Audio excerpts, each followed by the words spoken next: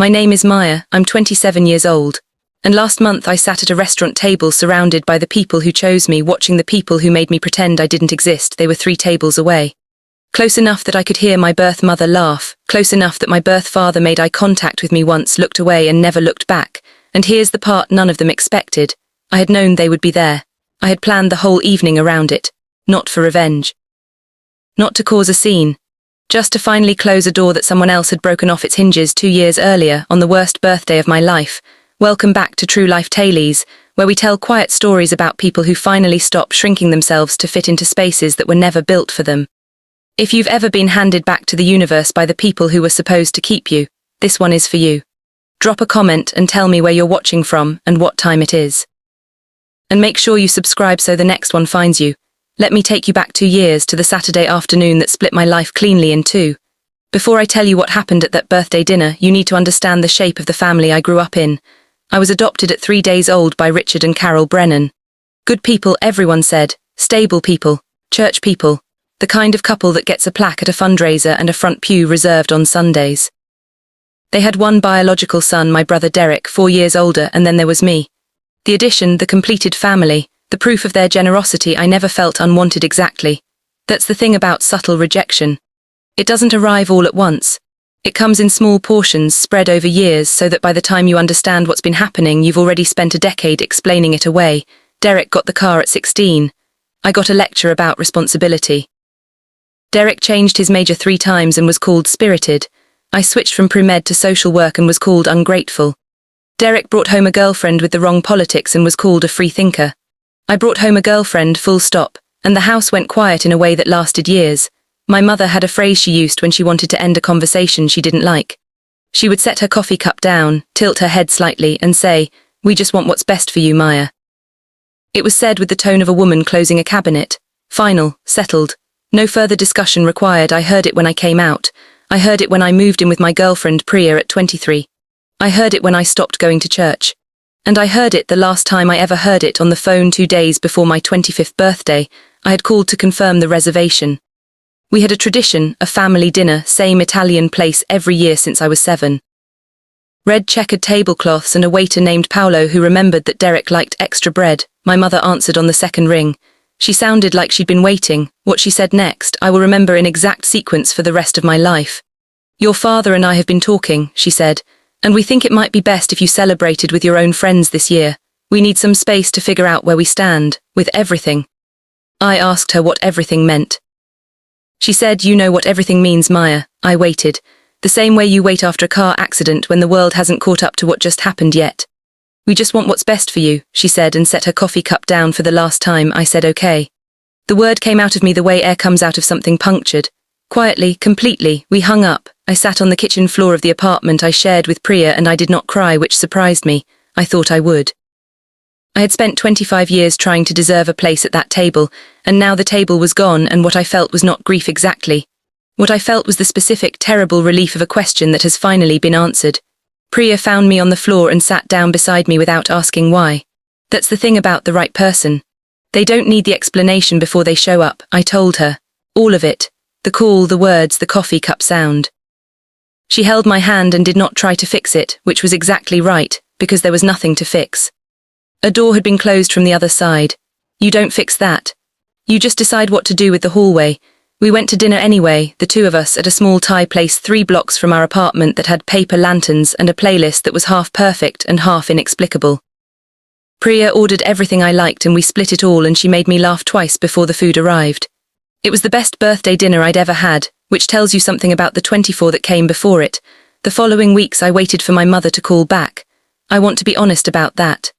Some part of me, the 7-year-old part who sat at the red checkered table and felt like she'd finally found a family, kept expecting the phone to ring. It didn't. Derek called once 2 weeks later. He wanted me to understand their perspective. He used the word boundaries, which is a word that was invented for a good purpose and gets borrowed for bad ones. He said Mom and Dad needed time. He said I had to admit I'd changed. He said, and I remember this precisely, "You have to understand that for them it's a lot." I asked him if he had called me on their behalf or his own. There was a pause. "I just think family is worth fighting for," he said. I told him I agreed completely. And that fighting for family meant showing up for the members of it, not just the convenient ones. He didn't have anything for that. I hung up and noticed for the first time that I'd hung up first. Small thing, not small thing. Here is what you need to know about my job, because like the best stories, mine has a part where what I do for a living becomes the thing that changes everything. I am a family support caseworker. I have been for 3 years. I work with families in crisis, parents trying to keep custody, children trying to stay safe, and I sit in rooms where people perform love for an audience, and I have learned, professionally and personally, to tell the difference between the performance and the real thing. I know what a family looks like when it's fighting to stay together. I know what one looks like when it's using the language of love to manage a person it finds inconvenient. I'd been reading my own family wrong for 25 years because I was too close to see it clearly. But grief, it turns out, is a very good pair of glasses. The month after my birthday, I took on a new case. A teenager, 16, who had aged out of a foster placement and was terrified she had no one. I sat across from her in a beige office on a Tuesday afternoon, and she said something I have thought about every day since. "I keep waiting for someone to come back for me," she said, "but I think I've been waiting so long I forgot to look at who's already here." I wrote it in my case notes. Then I went home and wrote it on a piece of paper and put it on my refrigerator. I looked at it for 6 months. Then I stopped waiting for my parents to come back. If you're watching this and a particular face just came to mind, someone who only calls when they need something, you already know the feeling in my chest that year. Stay with me, because the part where everything lands in the same room is coming. Hit subscribe so the next one finds you. 2 years went by the way years do once you stop measuring them in missed phone calls. I built a life that looked nothing like the one my parents had imagined for me, and everything like the one I actually wanted. Priya and I moved into a bigger apartment with a kitchen I cooked real meals in. I got better at my job, I got better at letting people in, and somewhere along the way I stopped flinching when I drove past the Italian restaurant with the red checkered tablecloths. The one with Paolo and the extra bread. It had closed, I found out. Relocated downtown, new name, same owner. Time moves whether you're watching it or not. My 27th birthday was Priya's idea mostly. She wanted something real, something that looked like the life we'd actually built instead of the one we'd been apologizing for. She booked a beautiful new Italian place downtown, the kind with soft lighting and wine lists that take a minute to read. She invited the people who had shown up. Our friends Lena and James, who brought a cake and argued about the candles. My colleague Dana, who had talked me through every hard week for 3 years. And Priya's parents, Aaron and Sunita, who had welcomed me into their home the first time I walked through the door and had not once made me feel like a question that needed answering. That last part is worth sitting with. The first family I ever had who asked me nothing except what do you want to eat. We had a reservation for 7. We arrived at 7:15 because Lena is constitutionally incapable of being on time. The host walked us to a long table near the back, the good kind of back, the warm kind, and I remember stopping in the doorway for a second because the table was set with candles, and there was a small card at my place that said birthday girl in Priya's handwriting. I almost didn't see them. We were nearly seated when Priya's hand tightened on mine, just slightly, a pressure that meant look but slowly. I looked, 3 tables to the left. My mother in the blue dress she wore to every occasion she considered important. My father with his reading glasses pushed up on his head the way he always forgot them. Derek laughing at something, his new wife beside him. A full table. And Paolo, the same waiter from my childhood restaurant which had closed and relocated here. He was bringing them bread. The same bread I had eaten for 25 birthdays that no longer included me. My mother saw me at the same moment I saw her. For 3 full seconds we looked at each other across the soft light of that restaurant. Then she turned back to her table, picked up her menu. And my father, who had seen me too, adjusted his reading glasses and did not look up again. Derek did not look over at all. Either he hadn't seen me or he'd made a choice. I decided standing there that it did not matter which. Priya was watching my face. "Do you want to leave?" she said quietly. I thought about it. Genuinely. I held the question for a full breath. "No," I said. "I want to sit down with my family." And I meant her. I meant all of them at that candlelit table with the birthday card in Priya's handwriting. I meant Lena arguing about candles and Dana who showed up for every hard week and Aaron and Sunita who asked me nothing except what I wanted to eat. I meant the family I had built out of the wreckage of the one I'd been handed. We sat down. Here's the thing about choosing your own peace in a room where your pain is seated 3 tables away. It requires you to be more present than you have ever been. You cannot afford to be half somewhere else. You have to be entirely, deliberately, stubbornly here. So I was here when Lena finally won the candle argument. I was here when Sunita told the story of how she and Aaron met, which I had heard 4 times and loved more each time. I was here when Dana made a toast that was equal parts hilarious and embarrassing and true.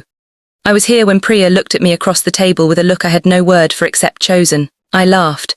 Actually laughed from somewhere real. And at some point during the main course, I noticed that I had stopped tracking the table 3 seats to the left, not because I was performing indifference. Because I was genuinely, fully occupied with what was in front of me. That is what healing actually feels like, not a door slamming, not a triumphant speech. Just the moment you realize you've stopped looking at the empty chair because the full table finally has your whole attention. Paolo came to clear our plates. He recognized me. I could see it land on his face, the way people recognize someone from a long time ago and can't quite place the context. Your birthday, he said, nodding at the card. Yes, I said. He smiled.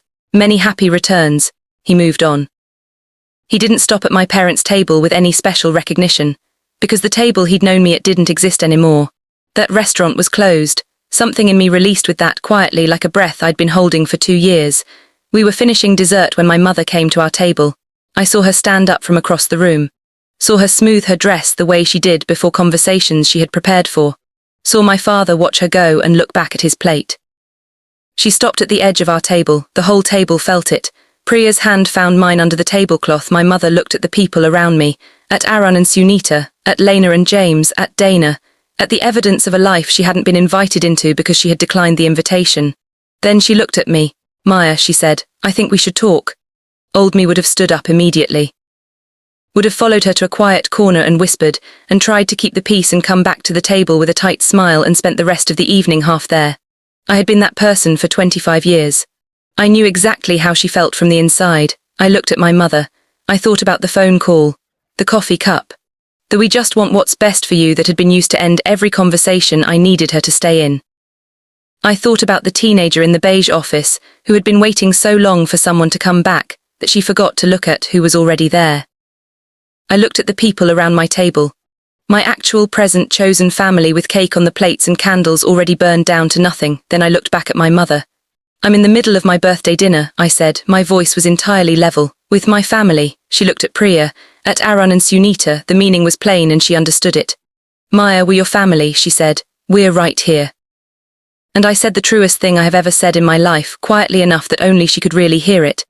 You were 3 tables away, I told her. You've been 3 tables away for 2 years. I've just stopped saving you a seat. She stood there for a moment. The words sat between us. I had no anger in me. That was the strange grace of it, just clarity. The clean, final kind that comes when you stop hoping a thing will change and start building around the fact that it won't. Enjoy your evening, I said, and I turned back to my table, to Priya's hand in mine. To Lena already leaning over to ask in a whisper what just happened. To Dana quietly refilling my glass. To Sunita, who caught my eye across the table and gave me the smallest nod, the kind that says I see you and you are okay. My mother walked back to her table. I did not watch her go. Here is how it actually settled, because I know you want to know. My mother called the next day. I let it go to voicemail. She left a message that was 2 minutes long and contained the words, after everything we've done and your father is very hurt and we just want what's best for you. That phrase, one final time, like a reflex that didn't know yet it had stopped working.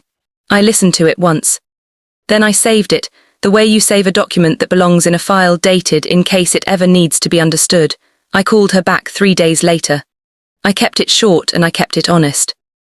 I told her I loved her, because I do, in the complicated way you love the people who shaped you even when the shaping left marks. I told her I was not available to be managed back into a version of myself that fit more comfortably into her life. I told her the door on my end was not locked. But I was done standing outside hers waiting for it to open. She cried. The real kind, I think. And I let myself feel the weight of that, because I am not a person who enjoys causing pain, and neither, I think, are most of you. But I did not take it back. Derek texted a week later. He said he thought I had been cruel. I told him I had been honest, and that in our family those 2 things had been confused for a long time. He didn't respond. Aaron and Sunita had us for Sunday dinner the following week. Sunita made 3 dishes and sent me home with leftovers and a hug that lasted long enough to mean something. I sat at their table and felt the thing I had been chasing my whole life without knowing its name. Not tolerance. Not performance. Not we just want what's best for you. Just welcome. Just you belong here, no conditions attached. I kept my Thursday dinners with Priya and our people. I kept showing up for the teenager in the beige office and the dozen others like her who were waiting for someone to tell them that family is not a bloodline. It is a practice. It is the repeated, unglamorous act of showing up. I stopped checking my phone after family events. There was nothing there I needed. And one Thursday evening I scrolled past a photo my mother posted on a family group chat, the Sunday roast, the same blue Pyrex dish steaming on the counter, and I noticed I'd kept scrolling without the old ache landing at all. The table that had quietly removed my seat had finally stopped having the power to take mine away from me. That was the surest sign I was actually free. If I leave you with one thing, let it be this. The people who only claim you as family when it costs them nothing have already told you, in the plainest language available, exactly what you mean to them. Believe them the first time. And then go find the table where showing up is the only requirement, because that table exists. I promise you it does. I found mine in a Thai restaurant with paper lanterns and a playlist that was half perfect and half inexplicable, and then I found it again with candles burned down to nothing and a card that said birthday girl in someone else's handwriting. Your real family may not share your last name. They just refuse to be 3 tables away, that's my story. A birthday that split my life in 2. A restaurant table that finally felt like home. And one sentence it took me 27 years to say out loud. If this reminded you that being related and being family are not the same thing, take that as your sign today. Share this with someone who needs to hear it. Drop a comment below and tell me who in your life has never once been 3 tables away. Hit subscribe, and I will see you in the next one.